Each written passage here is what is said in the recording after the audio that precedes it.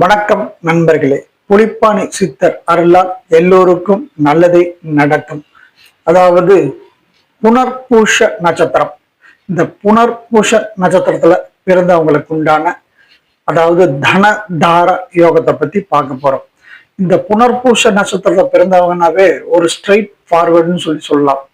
அதாவது சொல் ஒண்ணு வில் ஒண்ணுங்கிற மாதிரி ராமபிரான் அவதரித்த நட்சத்திரம். ஒரே சொல் ஒரே இல் அப்படி இருப்பாங்க. அந்த மாதிரி நட்சத்திரக்காரங்க தான் இந்த புனர்பூச நட்சத்திரக்காரங்க. இந்த நட்சத்திரக்காரங்களுக்கு தன தார யோகம் கிடைக்கிறதுக்காக என்ன பண்ணணும் அப்படிங்கிறத நம்ம பார்க்க போறோம். ஏன்னா இந்த நட்சத்திரத்துல பிறந்தவங்க எல்லாருமே மிகப்பெரிய அளவுல சக்சஸ் ஆகிறதில்ல. ஒரு சிலருக்கு சில பாதிப்புகள் பிரச்சனைகள் எல்லாம் இருக்கலாம்.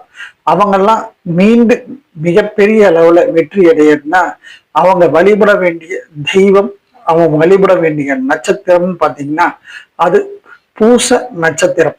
அதாவது புனர்பூசத்துல பிறந்தவங்க பூச நட்சத்திர நாள்ல வழிபாடு செய்வது மிக மிக சிறப்பு. அதுவும் பாத்தீங்கன்னா இந்த பூச நட்சத்திரத்துக்கு உண்டான அதிபதி என்று சொன்னால் பிரகஸ்பதி. அதாவது அந்த பிரகஸ்பதியை நீங்க வழிபடுவதன் மூலியமாக வாழ்க்கையில உங்களுக்கு ஏற்படுகின்ற அனைத்து விதமான இடர்கள் பிரச்சனைகள், அதாவது உங்களுக்கு ஏற்படுகின்ற எல்லாவித சிரமங்களையும் குறைத்து மிகப்பெரிய அளவுல உங்களுக்கு ஒரு சக்சஸை கொடுக்கும். நினைத்து பார்க்க முடியாத அளவுக்கு முன்னேற்றத்துக்கு வழிவகுக்கும்.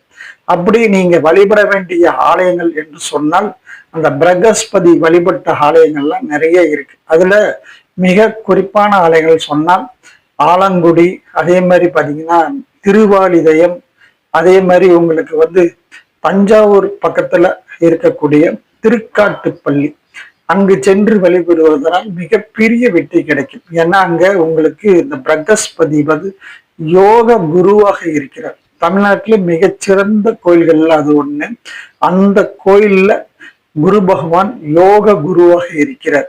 அதனால இந்த புனர்பூச நட்சத்திரக்காரர்கள் பூச நட்சத்திர அன்னைக்கு நீங்க இந்த ஆலயம் சென்று வழிபடுவதனால மிகப்பெரிய அளவுல உங்களுக்கு மாற்றங்கள் ஏற்பட்டு வெற்றிக்கு வழிவகுக்கும்.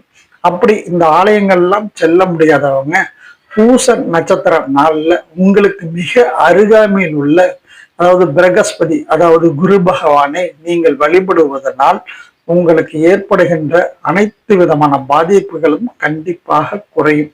மேலும் மேலும் வளர்ச்சிக்கு உதவும்.